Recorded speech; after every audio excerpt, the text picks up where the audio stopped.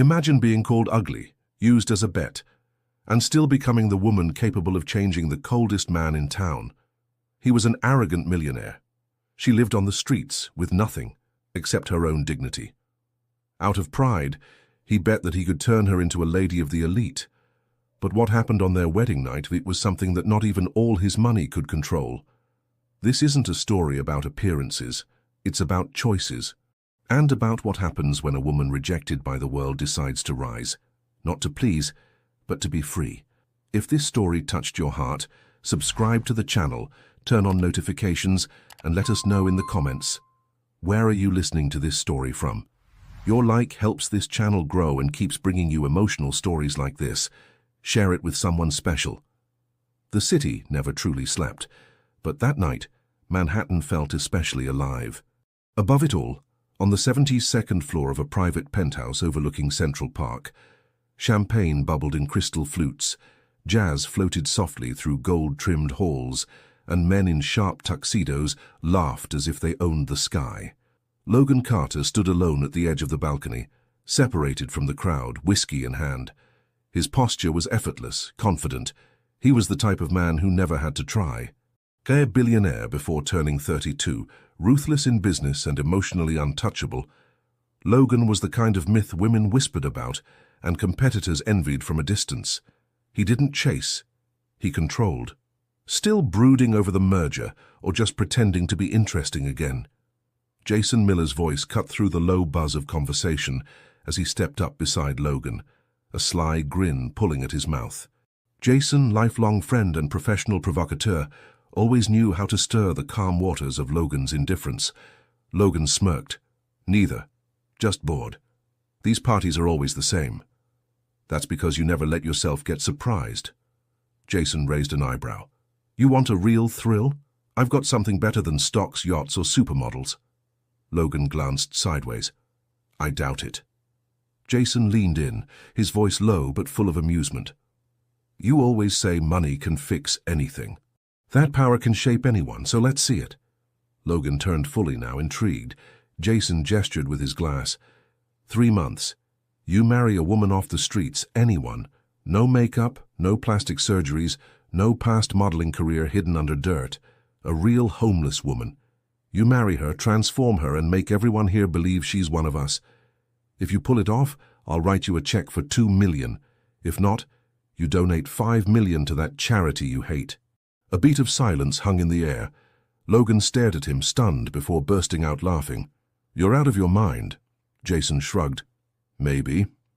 But are you backing down? The crowd behind them was too lost in their own excesses to notice the tension rising between the two. Logan tilted his head, considering. He didn't need the money. $2 million meant nothing to him. But the challenge, the absurdity of it, the twisted satisfaction of proving Jason wrong, it ignited something dark and tempting inside him. What's the catch? Logan asked. Jason smirked. Just one. You can't fall in love. This is about image, not feelings. Logan scoffed. Please. Love's for amateurs. Then we have a deal? Jason held out his hand, daring him. Logan glanced out over the city once more. The lights blurred in the distance, and the sound of laughter grew fainter. He thought of how predictable his world had become. The same faces, the same games, the same emptiness. Maybe what he needed was chaos. He shook Jason's hand. Deal. Jason clinked his glass against Logan's. You've just signed up for the most ridiculous 3 months of your life. And as they laughed again, this time louder, more wicked, the universe seemed to listen. Somewhere below, far from the golden chandeliers and million-dollar deals, a woman sat alone on a bench in the rain, unaware that her life had just been wagered by a man who believed in power more than people. But fate had a plan of her own. The rain had started hours ago, the kind that soaked through skin and silence alike. Brooklyn streets gleamed under dim streetlights, slick with puddles and shadows. People hurried by with umbrellas and lowered heads, avoiding both eye contact and reflection. No one wanted to see, no one wanted to feel, except him. Logan Carter's sleek black car pulled over near an old corner convenience store. The driver hesitated. Are you sure this is the place, sir? Logan nodded without a word, his eyes fixed on something, or someone, through the rain-speckled window. He stepped out, the cold biting against his tailored coat, the drizzle dampening his hair. It was irrational, insane even. He didn't know what had drawn him to that block, to that hour, to that exact face. She was sitting alone on the wet pavement, knees pulled to her chest, wrapped in a tattered grey hoodie 2 sizes too big. Her dark hair was plastered to her cheeks. There was a plastic bag beside her with 2 pieces of bread and a bottle of water, probably her meal for the night. She wasn't beautiful, not by conventional standards. Her face was pale, marked by fatigue and resistance. But her eyes, when she looked up at him, startled, he saw a storm he didn't expect. Defiance, pride, pain. "What do you want?" she asked sharply, her voice hoarse and defensive. Her accent was neutral, her tone practiced like someone who'd had to survive too many nights without kindness. Logan hesitated. "What's your name?" "Why? You handing out business cards or charity tonight?" A flicker of amusement tugged at his mouth, despite himself. She wasn't what he expected. She wasn't broken, she was braced. "I'm serious," he said. "I want to offer you something." She squinted at him. "Drugs? A scam? A bed for the night with strings attached?" "No. Marriage." Silence. Even the rain seemed to pause. Emma blinked. "I'm sorry. What?" "I'm proposing a deal," Logan continued calmly, as if it were a business transaction. "You marry me. In return, I give you a place to stay, clothing, food, everything, for 3 months. She laughed then. A raw, short, bitter sound. "You're insane." "Probably. Who does that? You just pick someone off the street like a stray dog and make her your wife. Is this some kind of sick joke?" He shrugged. "Maybe, but I'm offering a way out, a reset." Emma stared at him, trying to read past the confidence, past the tailored coat and expensive watch. He didn't look drunk. He didn't look dangerous. Just cold. Calculating. And, oddly, curious. "Why me?" "Because you looked back," he said simply. That answer disarmed her more than any bribe would have. She looked away, wiping rain from her cheek. "You don't know anything about me. I'm willing to learn." She stood slowly, wrapping the hoodie tighter around herself. Her shoes were mismatched. Her hands were trembling. But her eyes, those eyes never flinched. "I don't want your pity," she said. "It's not pity, it's business." Emma tilted her head. "What's in it for you?" "I need someone who doesn't belong in my world. Yet." She laughed again, but this time it was softer, sadder. "You're really something." He took a step closer. "If you say no, I'll walk away. But if you say yes, your life changes tonight." She turned from him, pacing slowly under the drizzle. Her breath clouded in the cold air. The city moaned in the distance. Trains, sirens, thunder. The kind of night no one wanted to remember. And for Emma, the kind of life no one had ever bothered to ask about. She thought about the nights, sleeping on benches. The rejection. The resumes ignored. The interviews that ended when they saw her clothes. The hunger, the silence. The way people looked at her, and through her. And here was this arrogant stranger, offering her the very thing she'd begged the universe for in 1,000 silent prayers, a chance. But what would the cost be? She turned back to him. "Do I get a lawyer?" Logan's eyebrows lifted. "If you want." "Can I leave if you touch me?" "You set the boundaries." Emma looked him straight in the eyes. "Then I want it written." Logan nodded slowly. "Done." She looked up at the sky one last time, letting the rain sting her cheeks. Then she said, with a voice that had nothing left to lose, "Fine, let's play your little game." But as Logan opened the door to his car, gesturing for her to step in, neither of them knew that the real game hadn't even begun. The next morning arrived like a blur. Grey skies over Manhattan and a hush of disbelief hanging in the air. Emma sat quietly in the back seat of Logan's car, wrapped in a borrowed wool coat, her damp hair pulled into a loose braid. The city pulsed around them, but she felt like she was floating outside of it all, like a ghost watching someone else's story unfold. "Where are we going?" she asked, her voice barely above a whisper. "To the courthouse," Logan replied, without looking at her. No explanation, No small talk, just instructions. That was his style. Inside the courthouse, the overhead lights buzzed faintly. The marble floor reflected the strange pair that entered, he in a three-piece charcoal suit, she in second-hand jeans and a faded blouse. The clerk raised her eyebrows but said nothing. Money could smooth even the strangest wrinkles in this city.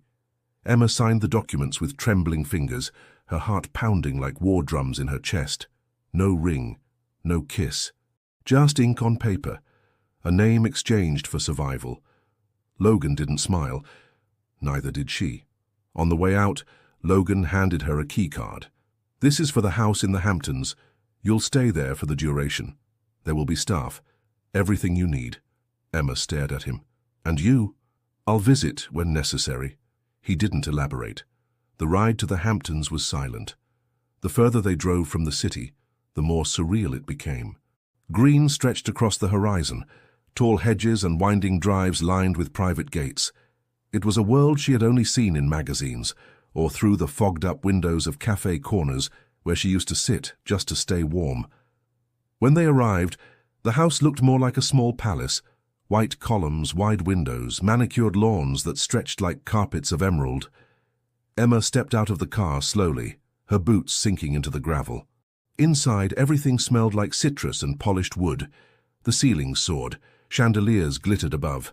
Someone had left fresh lilies in the foyer. The staff stood in a discreet line, housekeeper, chef, tutor, stylist, etiquette coach, all paid, all instructed. Logan turned to her. Your transformation starts today. Emma's stomach twisted. Transformation, she echoed. You'll be given clothes, grooming, speech lessons, a schedule. You'll learn how to hold yourself, how to speak, how to walk like you belong in rooms you've never imagined. Emma folded her arms. And what if I already know who I am? Logan's jaw tightened. Then prove it. Before she could respond, he turned to the staff. Start immediately. And just like that, he left. Emma stood there, surrounded by strangers who looked at her with a mixture of polite detachment and subtle judgment. One of the assistants approached, handing her a clipboard. Your first fitting is in 10 minutes. Please follow me. For the rest of the day, she became someone else's project. They examined her face, her posture, her nails. They spoke about her like she wasn't even in the room. We'll need to fix that accent. She has potential, but her gait is uneven. She'll need a wardrobe overhaul. Emma bit down on every response she wanted to give, every insult she wanted to throw back. Instead, she watched, listened, learned. By sunset, her hair had been trimmed and styled. She wore a pale silk dress that felt like wearing someone else's dream. Her reflection startled her, not because she looked beautiful, but because she barely recognized the girl who used to sleep on sidewalks and ask for day-old pastries behind the bakery. That night, Emma sat alone in a massive bedroom with linen sheets and floor-to-ceiling windows. The wind rustled the drapes, and in the distance, the sea whispered against the cliffs. Everything was too clean, too quiet. There was no snoring from strangers, no traffic, no sirens, just space. Too much space. She pressed her forehead against the glass. This wasn't safety. It was a beautiful cage. Her phone buzzed. A message from Logan. Tomorrow, 9 a.m., lessons begin. No good night, no warmth. Emma looked at her hands. They were clean now, her nails shaped and polished, but they didn't feel like hers. She curled them into fists. If this was a game, she'd play it, but on her own terms. And one day she'd make him regret thinking she was someone to be remodeled.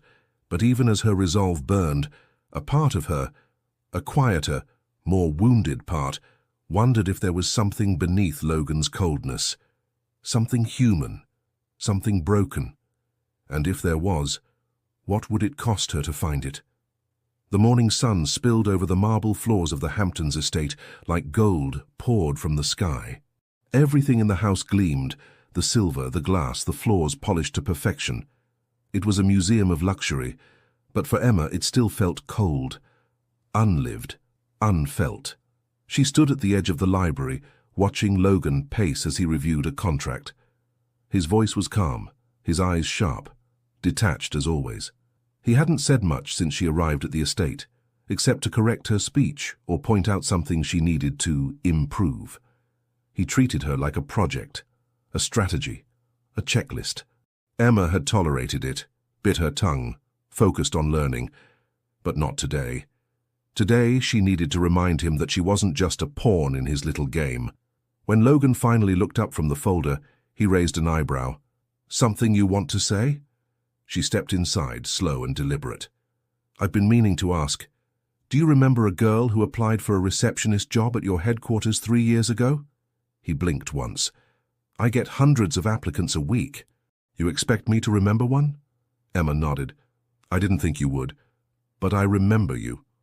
Logan closed the folder, attention narrowing. "Go on."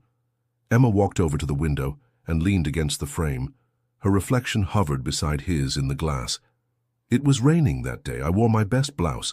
I waited 3 hours past my scheduled interview time because your assistant said you were running late." Silence stretched between them. "When you finally came out," she continued, her voice calm but trembling underneath, "you looked at me, then at my shoes. They were scuffed. I'd polished them as best I could. But you didn't say hello. You didn't ask my name. You just said to your assistant, loud enough for everyone to hear, 'Next time, screen them better. She looks like she walked here from a dumpster.'" Logan's face shifted, just slightly. Not guilt, not yet, but discomfort. The kind that creeps in when reality knocks on the door you've kept locked. Emma laughed under her breath, but it wasn't humor. It was disbelief. "You probably forgot about it 10 seconds later. I haven't stopped hearing it for 3 years."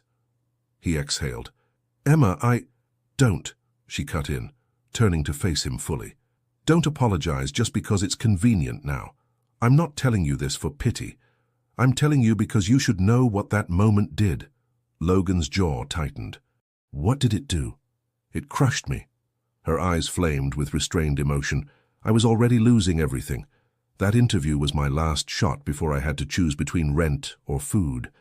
And you looked at me like I was nothing, like I didn't even deserve a chance to prove myself." The room went quiet, save for the soft ticking of the clock on the wall. "You want me to change?" she asked. "To speak softer, walk straighter, act richer? Fine. I'll play along. But don't you dare forget where I came from, and don't pretend like you had no part in sending me there." Logan didn't respond right away. He seemed frozen, as if her words had landed somewhere he wasn't prepared to examine. "I didn't know," he said finally. Emma nodded once. "That's the problem." And with that she turned and walked out, her steps echoing through the corridor. Not rushed, not broken, but steady, controlled. Logan remained by the desk, staring at nothing in particular. The contract in front of him might as well have been blank. His thoughts were elsewhere. He remembered the day she mentioned, vaguely.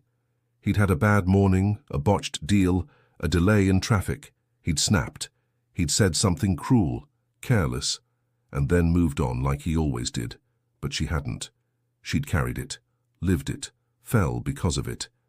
And now, she was standing in front of him again. Not as the girl in the scuffed shoes, but as a woman with fire in her spine and pain carved into her voice. For the first time in a long time, Logan felt something unfamiliar coil in his chest. Regret. But was that enough to undo the damage? As he looked toward the door Emma had disappeared through, one question echoed louder than the rest. What else had he broken that he never even noticed? The days at the Hamptons estate fell into rhythm like drops of water, steady, shaping, slow. Every morning Emma woke before the staff stirred, stepped out into the dewy garden barefoot, and let the cold kiss her skin. It reminded her she was still real, still rooted in something deeper than marble floors and crystal chandeliers. The lessons came next. At 9 a.m. sharp, posture, diction, etiquette, art history, fine wines, world politics, conversational French, fashion. Every hour was scheduled, every correction delivered with polite but biting precision. Every gaze measured her worth based on polish, not presence. But Emma didn't break. She observed, absorbed, practiced in silence. When they handed her books, she read them twice. When the diction coach told her to soften her consonants, she recorded herself until her tongue obeyed. When the stylist suggested what colors suited her new image, she learned how each shade played with her tone, how fabric shifted confidence across her shoulders. Yet behind her eyes burned a fire no class could tame. She wasn't doing this for him. She wasn't a project. She was a reclamation. Logan appeared occasionally, always at the edges. At breakfast, he'd observe her quietly, as if trying to measure her progress like a stock investment. She noticed how he avoided small talk, how he preferred silence, power, control. He never asked how she felt, never once offered praise, and she never asked for it. One afternoon during a private piano lesson, the instructor gently corrected Emma's hand placement. "Relax your wrists. Music isn't about control. It's about surrender." Emma pressed the keys again, this time slower, letting the melody rise like breath. When the notes finally filled the room, something inside her cracked open. Not pain, not memory. Power. She could feel herself shifting, not into the woman Logan wanted, but into the woman she had forgotten she could be. That evening, as she crossed the hall dressed in a tailored black jumpsuit, Logan looked up from his glass of scotch and stared longer than usual. She didn't smile. She didn't falter. She simply walked past him, her head high, the scent of vanilla and resolve lingering in her wake. Later, she heard his voice behind her in the library. "You're changing." Emma didn't turn. She traced the spine of a book with her finger. "No, I'm remembering." Logan took a step closer. "Most people break when pushed this hard." "I've already been broken," she said quietly. "What you're seeing now is someone who learned how to rebuild." There was a pause. He studied her silhouette, her confidence, her calm. "Why do you try so hard?" She finally turned to face him, eyes steady. "Because I have a future to claim. And I won't let your bet or anyone else's ego stand in the way of that." Logan opened his mouth to reply, but she walked past him again. This time slower, deliberate. She could feel his gaze follow her, but she didn't give him the satisfaction of looking back. The next morning, she asked the etiquette coach if she could have 1 hour removed from the schedule. "Why?" the woman asked, surprised. "I'd like time to read. Not about wine or war or French salons, just something that belongs to me." The coach hesitated, then nodded. That hour became sacred. Emma chose books by women who had clawed their way into the light. Memoirs, biographies, poetry. Stories of survival, grit, transformation. Each word carved more space inside her. She didn't hate Logan. Not yet. But she didn't trust him either. He was still a man who had wagered her dignity. But perhaps not a man entirely incapable of change.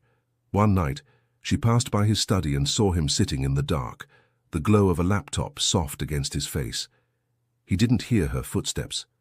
He looked tired, almost human. She watched him for a moment longer than she should have, then turned away. Not everything had to be war, but she wouldn't let her guard down. Not until she could look in the mirror and no longer see the girl who had been invisible on the streets, but the woman who could walk into any room and own it. And maybe, just maybe, she was getting closer. The days at the estate grew colder, but the air between Emma and Logan felt warmer. Too warm, too tight, like a room without windows. They didn't speak much, not directly, but their silences were far louder than words. Emma had grown into her space, no longer tiptoeing around marble floors. She moved with a quiet elegance, her hair pulled back in soft waves, her shoulders unafraid to take up room. She had stopped waiting for approval. She lived as if she belonged, because now in her own way she did. But Logan was changing too, and it unsettled them both. He began appearing at dinner more frequently. Sometimes he'd sit across from her, swirling his wine without drinking it, watching her without meaning to. Other times he'd linger in the library while she read, or pause in the hallway just long enough for their eyes to meet. Neither of them said what hung in the air between them. It wasn't attraction, not quite. It was friction. Emma didn't look at him like the world did. She didn't care for his wealth or his reputation. She questioned him. She irritated him. And yet, she made him aware of himself, of her, of things he couldn't explain. One evening, after a particularly long meeting with her speech coach, Emma found herself in the conservatory. The moonlight slanted through the glass ceiling, painting her skin silver. She sat at the piano, letting her fingers drift over the keys. No lesson, just music. Logan entered without warning. She didn't stop playing. "Don't you knock?" she asked softly, still facing the piano. He walked toward her slowly, hands in his pockets. "Didn't know I needed permission in my own house." Emma glanced over her shoulder, unbothered. "Didn't know I needed to keep pretending it was yours?" Logan raised an eyebrow. "You've gotten bold." "I've always been bold.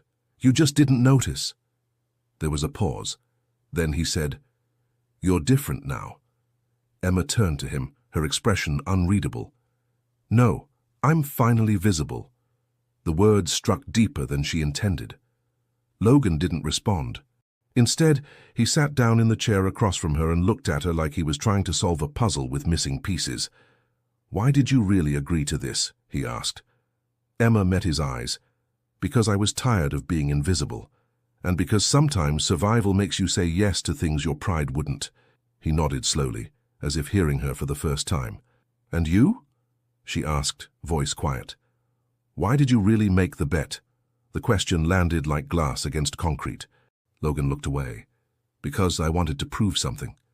"To whom?" "To myself. To Jason. To the world." Emma studied him. "Did it work?" He didn't answer.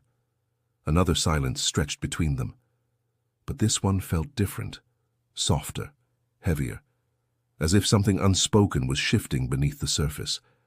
"I saw you with the chef today," Logan said suddenly, laughing. Emma frowned. "And? I've never heard you laugh like that before. Maybe you've never listened." Their eyes locked. And in that fragile electric space between them, something passed. A current, a flicker, a question neither dared to voice. Emma stood, suddenly aware of how close they were, how the room felt too small. "Good night, Logan." He didn't stop her. But he watched her leave like a man unsure if he wanted distance or danger. That night Emma couldn't sleep. She lay in the huge bed, staring at the ceiling, remembering the look in Logan's eyes. There was something in him she hadn't seen before, not arrogance, not control, something raw, a shadow of vulnerability. And that terrified her more than his money ever had, because if she let herself believe there was more to him than ice and ego, she might begin to care. And caring was the most dangerous game of all. The next morning during breakfast, Logan sat across from her again. Their fingers brushed as they both reached for the salt. Neither of them moved. Neither of them looked away.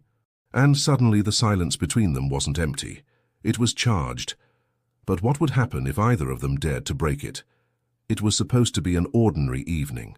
Emma had stayed late in the study, reviewing a book on public speaking.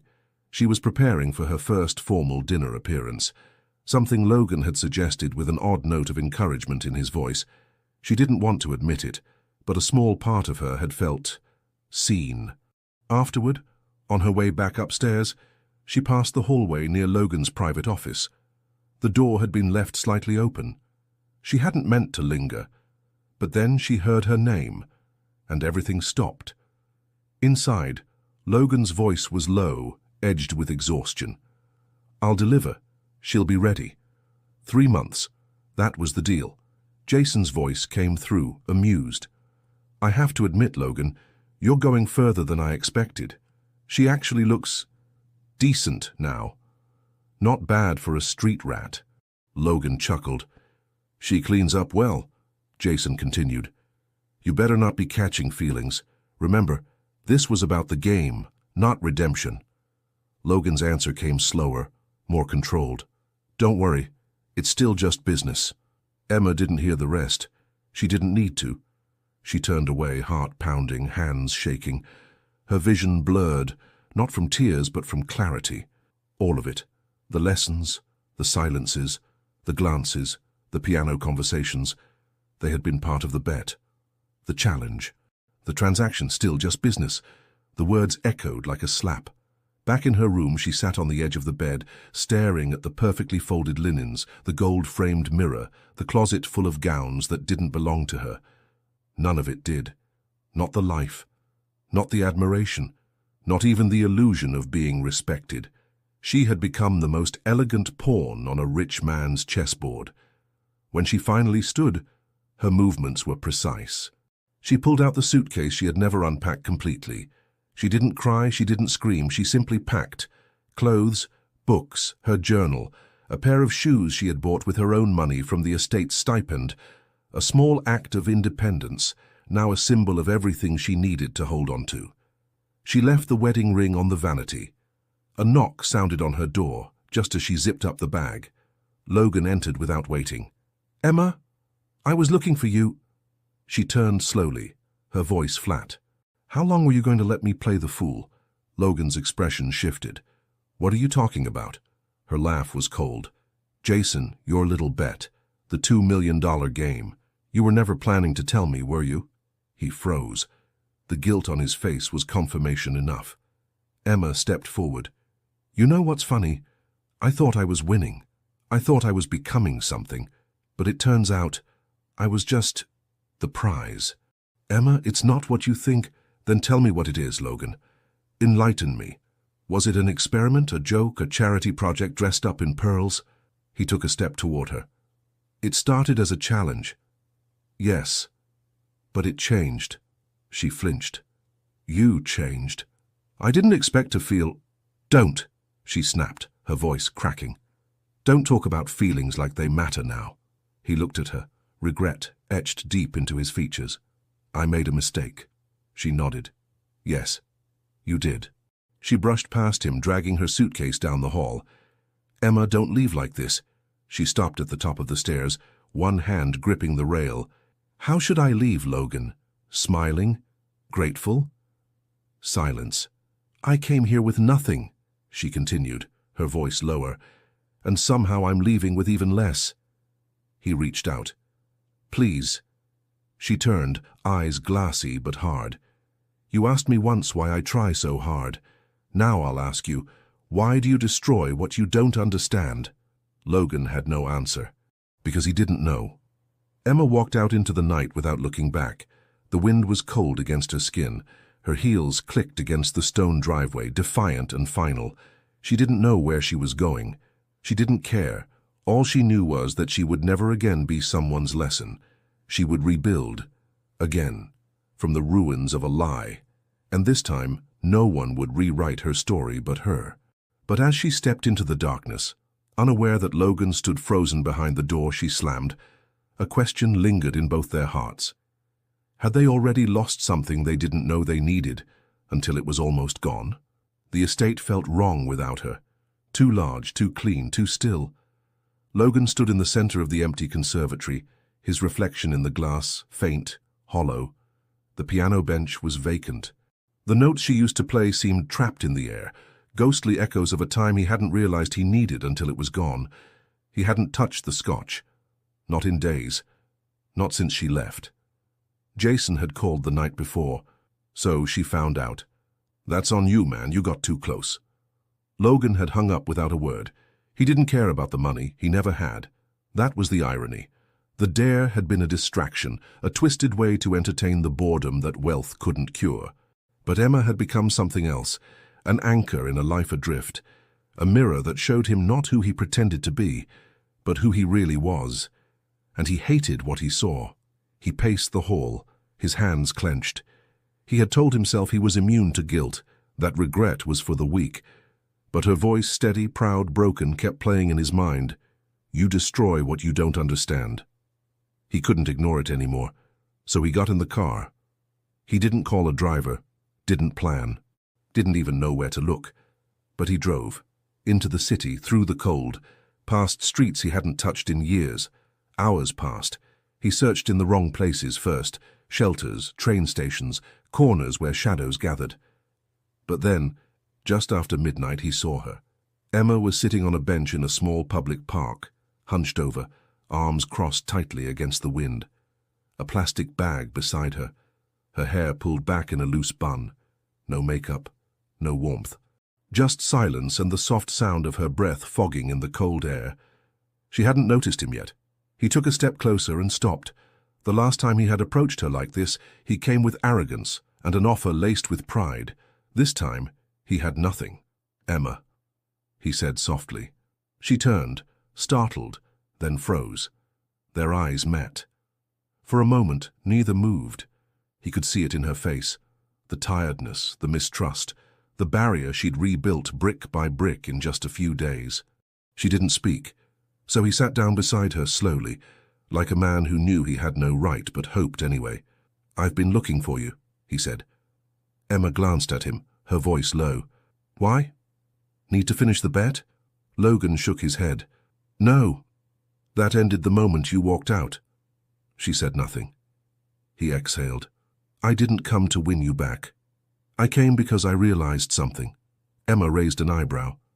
"I've spent my whole life building walls to keep people out. And then you broke in without trying, and it terrified me." She looked away. "You should go." "I will," he said, "if that's what you want. But not before I say this." He turned to her fully. His voice didn't waver this time. "I'm sorry." She closed her eyes, not because she believed him, but because she wanted to. "You used me," she whispered. "Made me think I was finally seen, only to find out I was a bet." "I know. You played God with my life, Logan. I know." He leaned forward, elbows on his knees, hands clasped. "But when you left, I realized something else. I didn't just lose a challenge. I lost the one person who ever looked at me and saw something worth saving." Emma's throat tightened. He continued, quieter now. "I don't expect forgiveness, and I'm not asking for it. But if you'll let me, I want to help. Not because of guilt, but because I believe in who you're becoming, and because—" His voice faltered. "I miss you." Emma looked at him, long and slow. His face was different now. No mask, no power in his posture. Just a man who finally understood the weight of what he'd done. "I don't need rescuing," she said. "I know," he replied. "I'm not going back to that house." "I'm not asking you to." She studied him. "Then what are you offering?" He reached into his coat and handed her a folded envelope. "There's a letter of employment, no conditions, a real position, your terms, no strings, just a door if you want it." Emma stared at it. She could have thrown it away, but she didn't. She placed it in her bag, quietly. "I'll think about it," she murmured. He nodded. They sat in silence for a while after that. The wind rustled the trees above. Somewhere nearby a car horn echoed in the distance. But between them, for once, there was no war, only stillness. Logan stood slowly. "I'll leave you now." She didn't stop him. But as he walked away, she called out softly, "Logan." He turned. She met his gaze. "Next time, don't wait until everything's broken to tell the truth." He nodded once, and though neither of them smiled, something passed between them, fragile, uncertain, but real. Something that might, just might, become the beginning of something neither of them had expected. Emma stood outside the glass tower of Carter Enterprises, her reflection staring back at her from the polished facade. A different version of herself had once stood in that same spot, soaked, shaking, and full of hope, only to be turned away with a single, cutting sentence. Today, her shoulders were square, her expression calm. She still remembered the pain. But she wasn't here to be accepted. She was here to claim space. The HR director had met her at the lobby. Logan had made arrangements ahead of time, but Emma had insisted on one thing. No special titles, no favoritism. "I earn what I keep." And he had agreed. They led her to a modest office on the 12th floor. Nothing flashy, nothing meant to draw attention. But even so, when she walked through the corridors, eyes followed her. Whispers traveled faster than the elevator could rise. "Is that her? The girl from the rumor? She's working here now." As what? Logan's pet project. Emma heard it all, and said nothing. Her first week was brutal, not because of the work, but because of the atmosphere. She noticed the tight smiles, the polite condescension, the assistant who accidentally left her out of meetings, the manager who over-explained simple procedures like she had never seen a spreadsheet. But Emma showed up. Every day. Early. She asked questions, took notes, delivered reports with precision.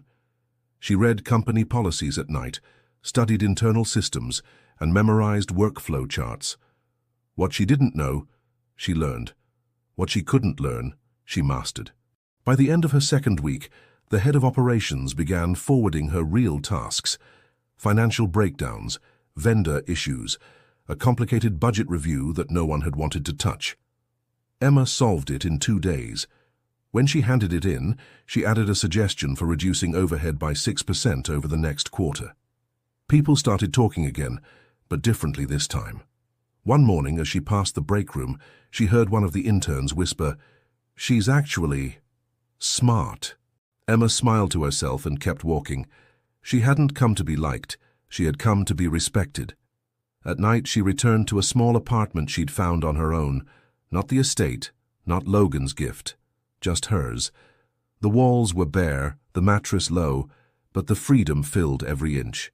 She cooked simple meals, read on the floor with her legs crossed, lit a single candle by the window. She was rebuilding, brick by brick, a life that felt real. Logan hadn't contacted her since the night in the park. She didn't expect him to. But sometimes in the quiet, she thought about his eyes, how unguarded they had looked in the dark, how tired, how unsure. One afternoon, 3 weeks after starting, Emma was called into a boardroom meeting. No explanation, just a calendar notification. When she entered, several executives were already seated, including Logan at the head of the table. Her heart skipped once, but her face didn't change.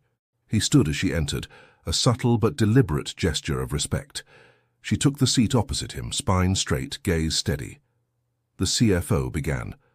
"Miss Collins, Mr. Carter informed us of your project pitch. We reviewed it. Quite frankly, we're intrigued." Emma blinked, then looked at Logan.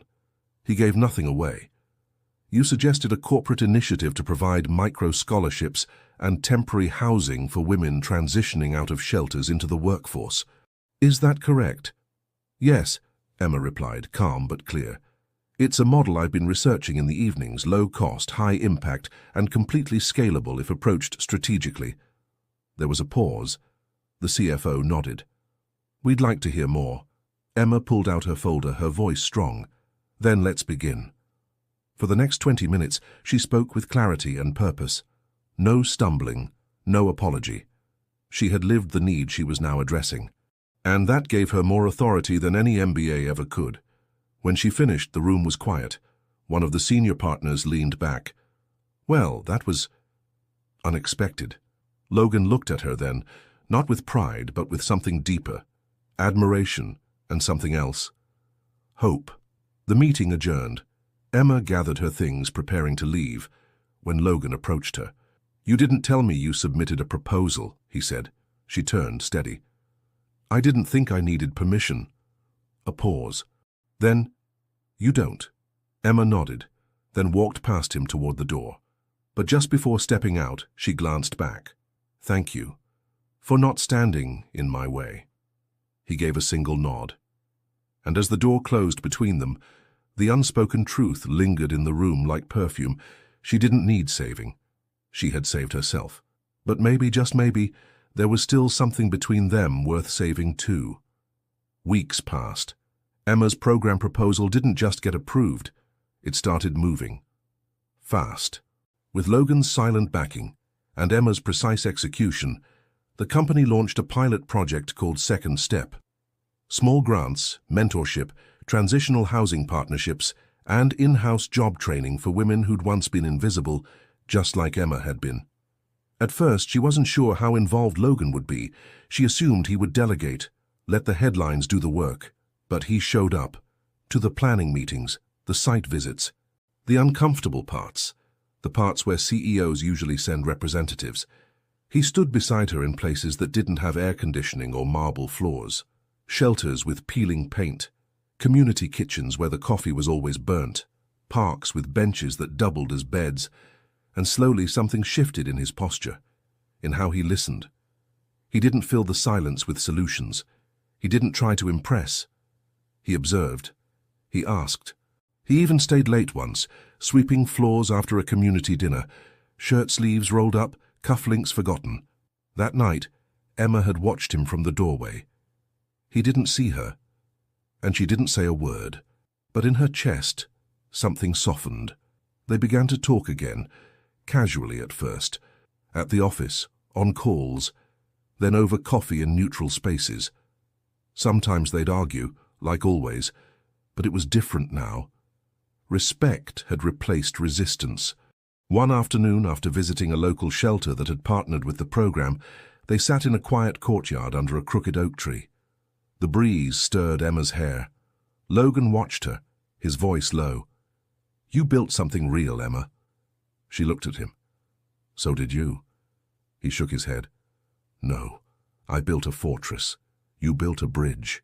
Emma smiled slightly but said nothing. He continued. "You've changed the company more in 2 months than I did in 2 years. She turned to him then, soft but direct. "No, you changed it. I just gave it something to care about." Their eyes met, and for once there was no battle in the space between them. Later that week, Logan invited her to a fundraising gala for the initiative, not as a guest, not as a symbol, but as the keynote speaker. She hesitated at first, but she accepted. The night of the event, the ballroom shimmered with lights and voices. Powerful people, elegant dresses, old money. Emma walked in wearing a sleek navy gown. No frills, no diamonds, just confidence. Whispers trailed behind her, but she didn't flinch. She owned her story now. Her speech was short, deliberate. "I was once invisible, not because I lacked potential, but because no one took the time to look." She paused, letting the silence land. "Second step isn't about saving people, it's about seeing them." The crowd stood when she finished, but the only eyes she searched for were Logan's. He was already looking at her. Afterward, as the gala faded into music and mingling, he found her by the balcony. "You meant every word," he said. She nodded. "I always do." He hesitated, then asked, "And what do you see when you look at me now?" Emma tilted her head, considering. A man who's learning to stand still long enough to feel. He didn't laugh, didn't deflect, just looked at her like she was something he still couldn't quite believe was real. "I'm still figuring things out," he admitted. "Who I am without the walls." "We all are," she replied. He leaned closer. "I don't want to go back to before." Emma looked away, toward the skyline. "Neither do I." They stood like that for a moment, close, but not touching. Two people who had seen each other's worst and yet still stood in the same space. No declarations, no grand gestures, just presence. The next morning, Logan showed up to the office early. He handed Emma a sealed envelope. No name on it, just a wax seal. She opened it slowly. Inside was a printed copy of the formal incorporation papers for a new foundation, the Collins-Carter Initiative. He met her eyes. "I want us to build it, together, as equals." Emma's throat tightened. She didn't answer. Not yet. But as she folded the papers and slid them back into the envelope, her heart whispered something she hadn't allowed herself to say aloud for a long time. Maybe this was never about the bet. Maybe this was about becoming who they were always meant to be, together. The foundation launched quietly, no press frenzy, no champagne-soaked announcements. Just action, quiet, steady, relentless. Emma and Logan spent long days working side by side, writing grants, interviewing case managers, reviewing site designs. They argued sometimes. He was still too abrupt, she still too uncompromising, but something deeper had settled between them now, something unshakable. Respect. But even so, the silence between them had changed. It wasn't empty anymore. It was full of things unsaid. One evening, after reviewing final approval documents, Logan stood by the window in his office, watching the rain streak down the glass. Emma was at the conference table, eyes on the last page, pen in hand. She signed it. "Done," she said, closing the folder. He turned. "We did it." Emma nodded. "We did." She stood and gathered her coat. It was late. The city outside pulsed with silver lights, taxis, and thunder, the breath of a sleepless world. But Logan didn't move, and she didn't leave. He looked at her then, not the way a man looks at a partner or a project, but the way a man looks at someone who makes him want to believe again. "I never meant to feel anything," he said quietly. Emma froze. "I told myself it was a game, then a strategy, then a correction. but it was always more. She said nothing. Logan took a slow step toward her. You weren't the one who changed. Emma lifted her gaze. I was, he continued. You just gave me a mirror. She swallowed. I don't expect anything, he said. Not a title, not a label. I needed to say it. Emma studied his face. There was no ego there, no performance, just him, stripped down to something honest. She walked closer. You hurt me, Logan. I know. You made me question everything. I know. But then, she paused, voice softening, you started to change. Not for me. For yourself. And that's the only reason I'm still here. He reached out but didn't touch her. His hand hovered near hers. Then let me ask this, he said. If I asked you now, without contracts, without money, without expectations, would you choose me? Emma's eyes welled up. He didn't rush her. She looked at the folder on the table. The foundation they built, the lives they were already touching, the nights they had shared in silence, the walls he had let fall, the woman she had become. She reached out and laced her fingers through his. I wouldn't choose you because I need you, she whispered. I'd choose you because I want to. Something in Logan's chest cracked open. She continued, steady, but only if it's a partnership, not a rescue, not a bargain, not a dare. Then let's rewrite the terms, he said. Her laugh was soft, real. No terms, just truth. He pulled her gently into his arms. This time it wasn't passion, it wasn't possession, it was peace. They stood like that for minutes, foreheads touching, breath mingling, past dissolving. When they pulled apart, Emma looked up. What now? Logan smiled. Now we begin. Days later, they stood together on a small stage at the opening ceremony of the first transitional housing unit under the Foundation's name. Emma gave the speech. Logan stood at her side, not in front, not behind, beside. When the applause ended, Emma glanced down at her hand. There was no ring. Not yet. But there was something stronger than gold between them now. Choice. After the event, Logan led her to a quiet rooftop garden lit only by candles and the blush of sunset. No crowd, no press, just them. He knelt. But instead of pulling out a ring, he pulled out a folded piece of paper. She unfolded it. At the top, in his handwriting, new contract, no lies, no bets, no leaving without a goodbye. And love. Every day. Even when it's hard. Especially then. Her hands trembled. Logan looked up. So, Emma Collins, will you marry me for real this time? She laughed through her tears. Only if I can sign this one on my own terms. He rose. Always. She kissed him, not as a prize, not as proof, but as a woman finally seen, finally chosen, finally free to love without fear. And as they held each other in the quiet of their new beginning, one truth settled between them, strong as steel. This time, no one was pretending. The wedding was not what anyone expected.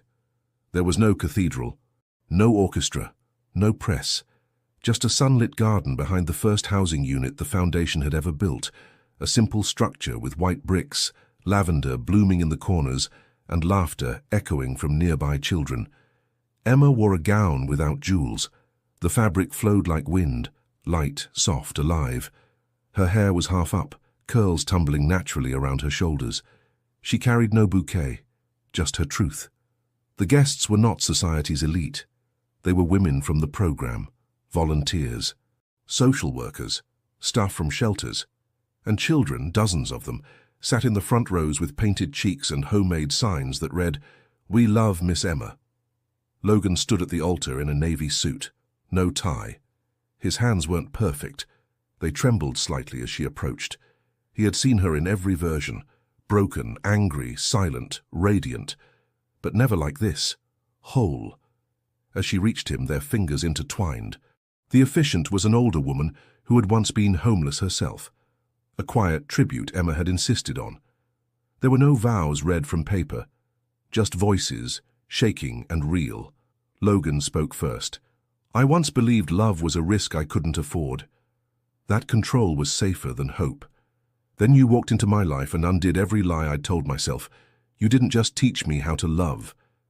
You taught me how to see." Emma's voice quivered. "I once thought love was for people with perfect pasts, that I had to prove myself worthy of it. But you saw the cracks and didn't turn away, you stayed, and together we built something no storm can touch." They exchanged simple rings, gold, unmarked, not symbols of wealth, but of will. When the officiant pronounced them husband and wife, they didn't kiss immediately. They held each other, foreheads touching, eyes closed. The moment stretched beyond applause, beyond words. This was not the end of a story. This was breath, soil, seed. Later, during the small reception, Logan surprised Emma with a hand-carved bench placed under a tree on the edge of the garden. On it, engraved in quiet letters, "The woman who once sat alone, the man who finally sat beside her." This is where everything changed. She didn't cry then, not until weeks later, when everything changed again. She had been tired, strange cravings. The doctor visit was just precaution. But when she held the test result in her hand, the world stilled. She didn't know whether to laugh or sit down, so she did both. When she told Logan that night, he didn't say anything at first. He just reached for her hands, lowered himself to his knees, and placed his ear gently against her belly. And then he whispered, "You're here. I don't even know you yet, and I already love you." Emma had never seen him cry before. Not when the foundation got funded, not at the wedding, but that night he wept quietly against her stomach. Not from fear, not from guilt, from wonder. Their home grew warmer after that. They didn't talk about nurseries or names right away. Instead, they sat by the fire in the evenings, Emma's head on Logan's chest, his hand resting protectively over her abdomen. They talked about the kind of parents they wanted to be, not perfect, present, the kind that saw every version of their child, not just the shiny ones. Months passed. Emma stood in front of the mirror one morning, her belly round, her heart steady. She touched the place just below her ribs, smiled and whispered, "You changed everything." And when the baby finally arrived, on a quiet evening, in a room filled with soft light and slow breath, Logan was the first to hold them. He looked into his child's face, overwhelmed by the tiny miracle breathing in his arms. "I see you," he whispered. "I'll always see you." And behind him, Emma watched. No longer the girl on the street, no longer the pawn in a game, no longer invisible. She was a mother, a builder, a wife, a story no one could erase. But she would never forget where it began.